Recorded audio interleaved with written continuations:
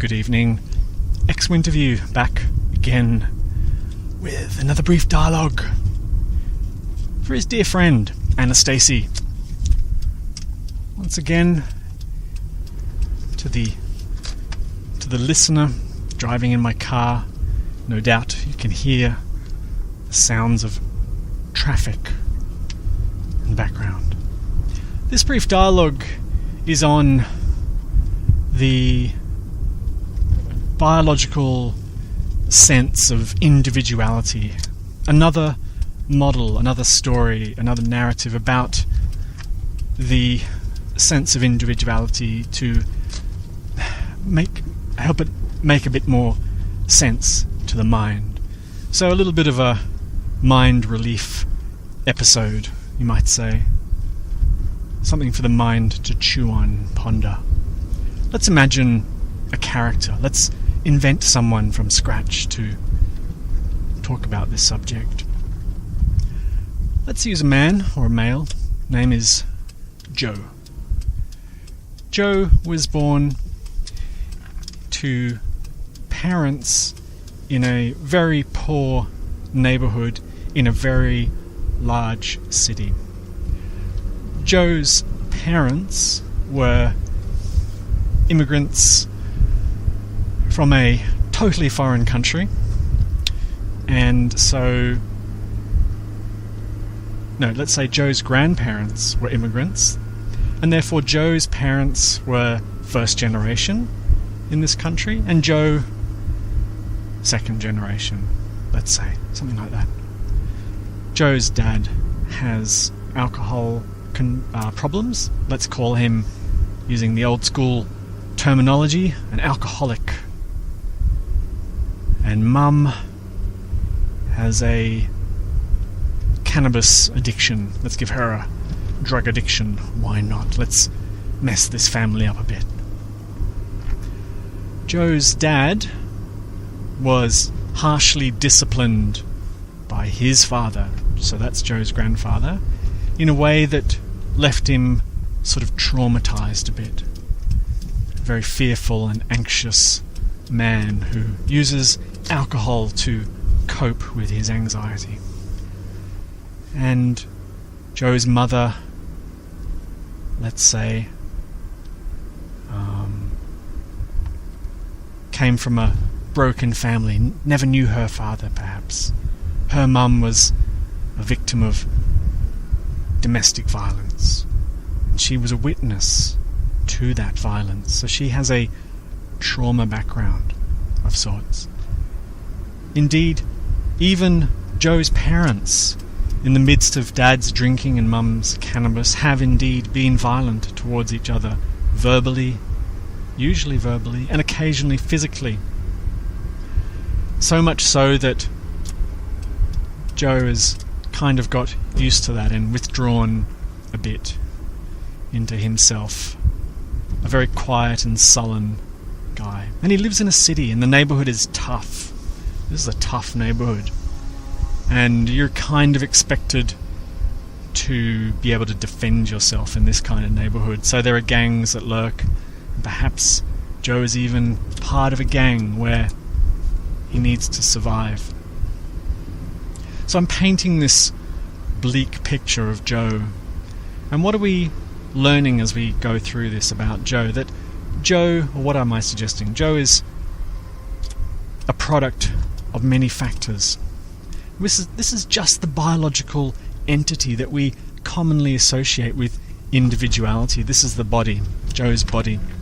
Joe's body is genetically predisposed already to certain things. We know from modern research that even trauma can be carried genetically. The trauma is so-called transgenerational or multi-generational, in a sense. Some kind of built-in conditioning already exists, a priming for violence, not necessarily to be violent, but to be guarded and defended and in some way more aroused in the central nervous system, a fight-flight mechanism more sensitive perhaps. And if Joe's parents were using substances while he was in utero, then perhaps Perhaps there's an influence there. Perhaps Mum's cannabis. Perhaps the arguments between them have influenced Joe. And Joe's witnessed his parents in all sorts of unpleasantness over his life. He's become quite a guarded person. So the organism, for its own survival, you could say, has not only a predisposition to many characteristics, but a lot of learning about how to survive. And the survival is on many levels, not just physical, but social survival. How must one carry oneself in the neighbourhood to survive physically? You have to kind of have a tough walk, a hard stare ahead, as if you don't mess with me kind of thing.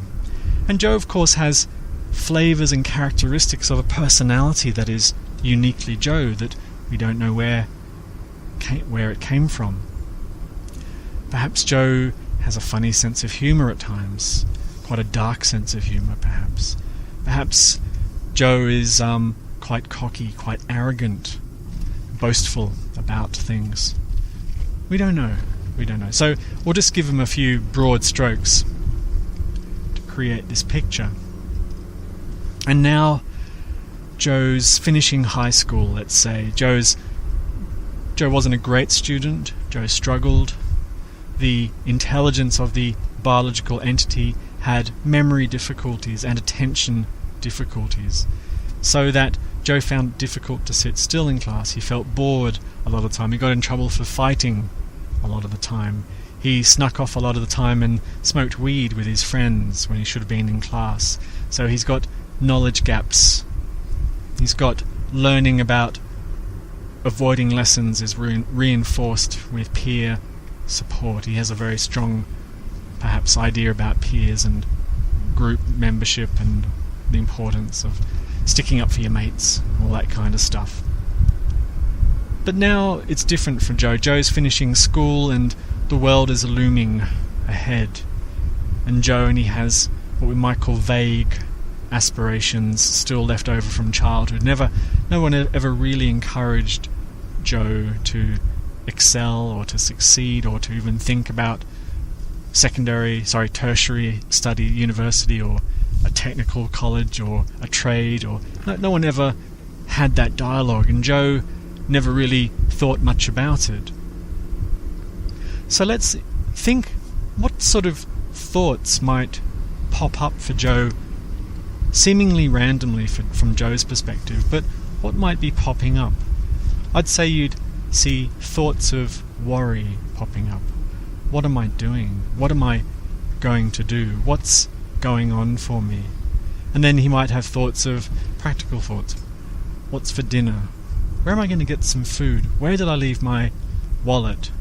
I wonder if I should call that girl back. I wonder if it's going to rain tomorrow. Little mundane thoughts. And then perhaps father might be drinking and a bit loud and a bit aggressive, and the thoughts might come in, I'm not going to leave my room tonight, I'm going to stay in my room, he's such an asshole, I don't want to speak to him like this, I can't wait to get out of this house. All those kinds of thoughts popping in and out, and all we've done is paint a picture of Joe, and now we can reasonably predict the types of thoughts that the biological entity will have. And notice too that it's unlikely that the biological entity in this particular scenario is going to be thinking grand thoughts. I mean, to be fair, it could, but I'm painting a very broad strokes picture. I wonder if I'll become a surgeon. I wonder if I'll become the Prime Minister or the President of my nation. I wonder if I'll become an ambassador with the United Nations. Those types of thoughts just aren't arising. And perhaps after an argument, Joe's kind of kicked out of the house.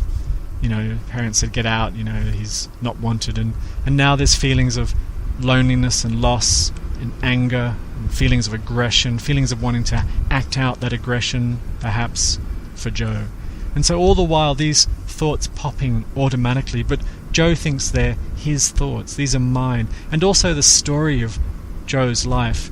Joe is painting it and creating a narrative, perhaps the narrative of a victim. No one ever loved me, no one took care of me, my parents were total douchebags, life is tough, life is awful, you got to fight to get what you want, all that kind of stuff. And let's suppose we flash forward in time now to Joe's, maybe he's 30, maybe after a tumultuous early adulthood he found a job as a security guard in a warehouse somewhere, and it's a pretty cushy job. It's not really gonna stretch him in any way, and he finds himself with a modest income to support himself, and he kind of settles down. He has a girlfriend, they have the odd fight, but he's more or less okay.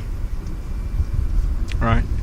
And now, by chance, Joe, let's say, I don't know, he's watching a documentary on TV late at night. He's drinking a beer, and it's a documentary on Ramana Maharshi, the great Indian mystic.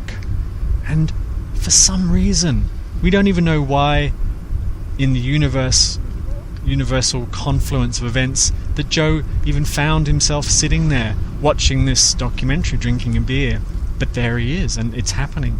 And for some reason, beyond anyone's understanding or the ability to understand, something is triggered in Joe's curiosity, we could say.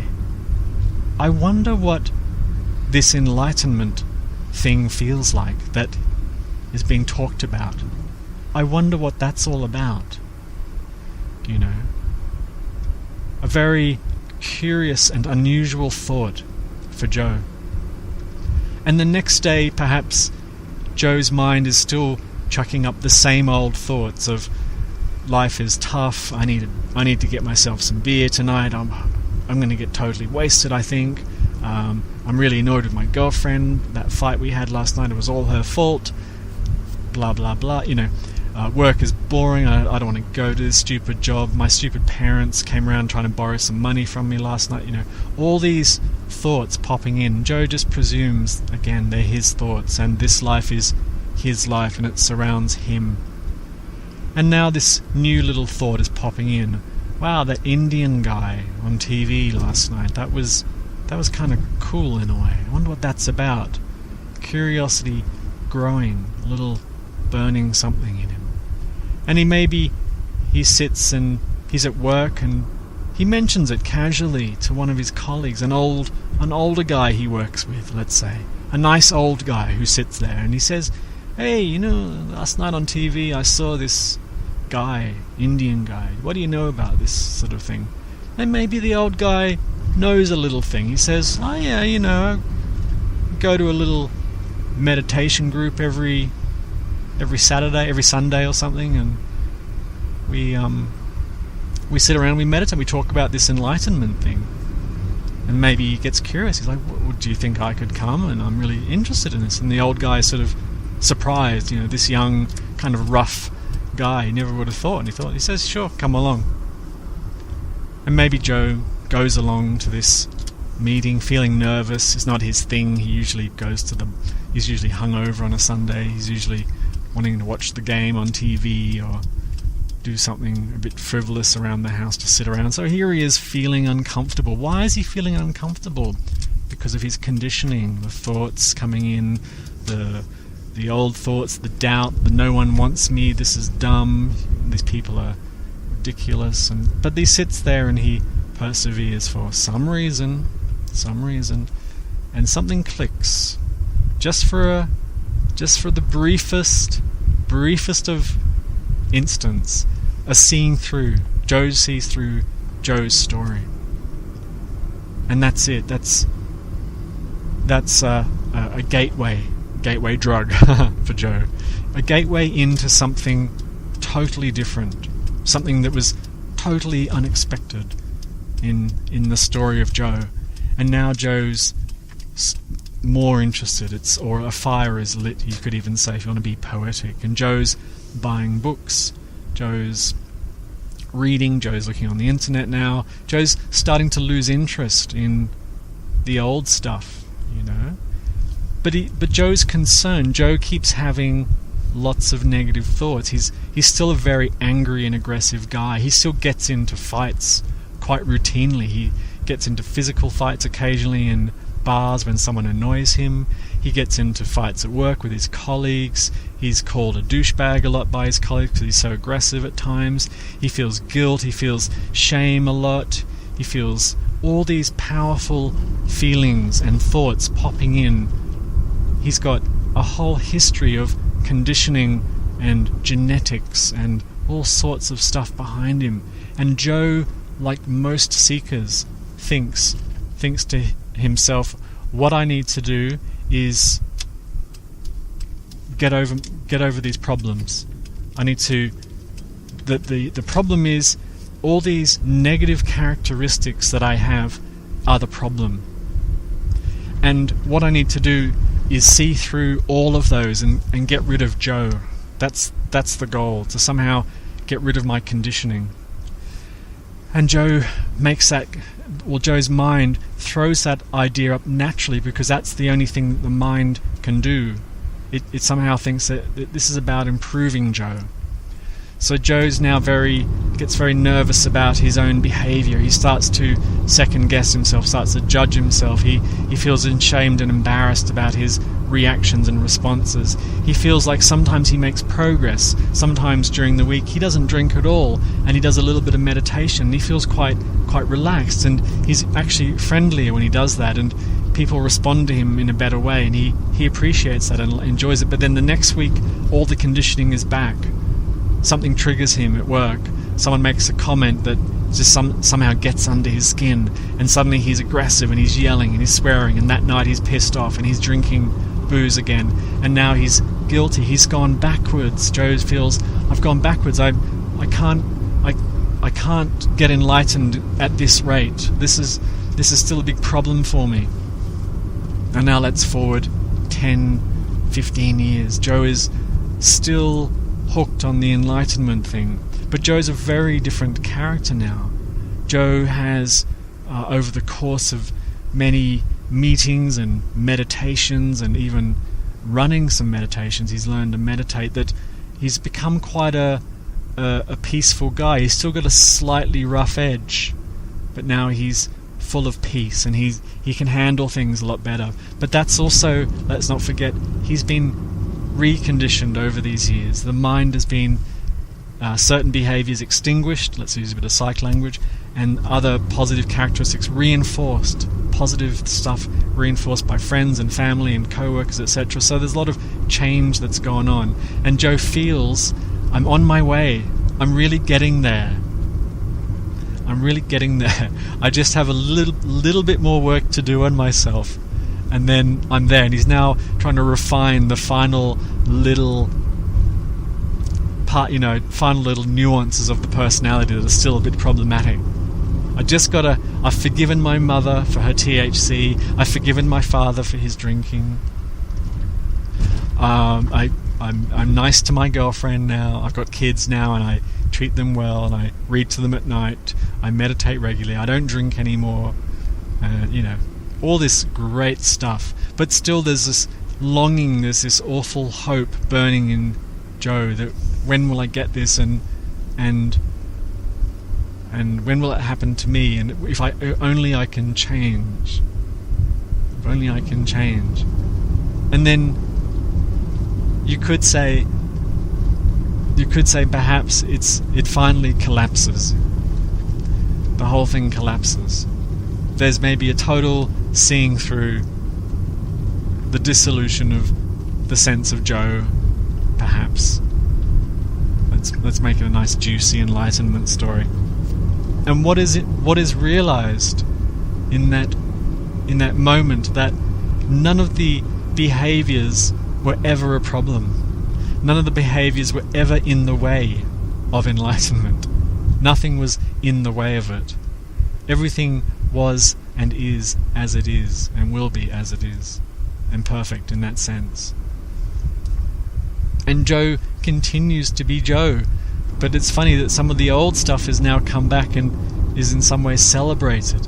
He's kind of a bit of a douche again. Who knew that would happen? And some things fall away, some conditioning just gone.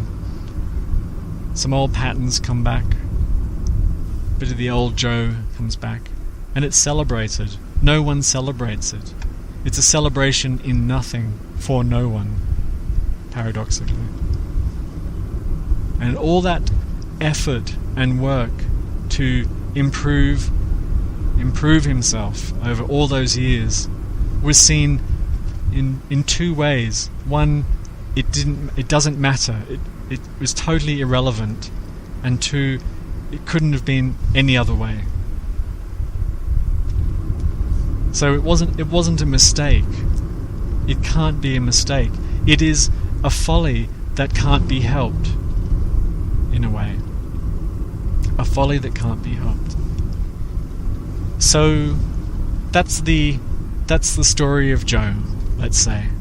I hope that was in some way useful to the mind to wonder why things happen, and also why thoughts pop in and pop out, and what they might mean, and why some people might be different in their so-called journey and their progress, and what it might mean for you who might be listening to this and thinking, where do these thoughts come from? Do I need to get rid of these thoughts? These thoughts feel personal. They feel mine. And also, it's worth adding. This is probably actually a very important point that I should add. It's often wondered, the whole idea of free will and choice is such a hotly contested or debated area. But let's think about it this way, from the perspective of this organism, Joe. Joe has some very, very powerful conditioning, some negative conditioning and heritage and learning, etc. So in any given moment, Joe's survival strategies are kicking in, pretty much. And Joe's survival strategies are unique to Joe. Joe is quite aggressive, or that's Joe's style, to be aggressive, to act out, to be hostile. That's Joe's survival strategy. So in any given moment where an apparent decision is arising, should I do this, should I do that, let's say, only certain options will appear in Joe's mind based on conditioning, learning, etc. Only certain options will appear. Joe won't have, like anyone, won't have this huge range of, like a menu of, what should I do? And the options could, in some cases, be binary, like just, I can do this and that. And there could be a sort of cognitive, you might say, switching. This option seems marginally better, I'm going to go with this, like a sort of little cognitive processing on one of the options. But let's not forget at the same time that there's no one in there deciding which of the two options, for example, could be chosen. The organism, the bio-organism, we'll call it, biophysical, biopsycho-organism, can appear to choose the better of their two options, or the most desirable of the two options, creating a very powerful sense of choice. I chose. This was my decision. The idea of choice only appears in the narrative after the fact. I chose that. Whereas at the time it's sort of immediate, a more instantaneous arising in consciousness. Okay, so I think I've said enough. Once again, thank you for your listening.